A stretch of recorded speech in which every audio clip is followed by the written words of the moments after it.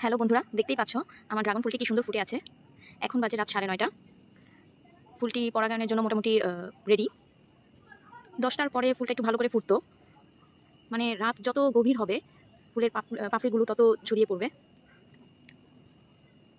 তো পরাগায়নের জন্য আমি আজকে নিয়েছি একটি ছোট মেলামাইনের বাটি না, ঠিক এটা হচ্ছে ছোট প্লেট, আর নিয়েছি একটা তুলি। আমি দেখিয়ে দিচ্ছি কিভাবে ফুলের পরাগায়নটা করতে হয়। দেখো তোমরা, এটা হচ্ছে এখানে হচ্ছে পরাগরেণুগুলো। আমি এভাবে পরাগরেণুগুলো ছাড়িয়ে নিচ্ছি। এই যে দেখো কত পরাগরেণু। আর এটা হচ্ছে আমার ফুলের গর্ভাশয়। আমি আগে একটু করে নিয়েছিলাম, শুধু তোমাদের দেখানোর জন্য এখন আবার একটু করে দেখাচ্ছি। দেখো এই পরাগরেণুগুলো আমি গর্ভাশয়ের মধ্যে দিয়ে দিব। অল্প একটু পরাগরেণু চলে গেলেই আমার ফলটা সেট হয়ে যাবে।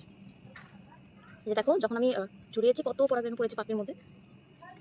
বেশি দিলেই যে ভালো সেট হবে তা না, অল্প একটু চলে গেলেই ফলটা সেট হয়ে যাবে।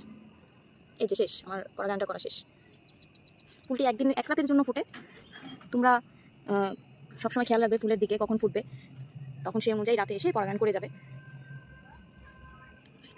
ওকে, টাটা বন্ধুরা।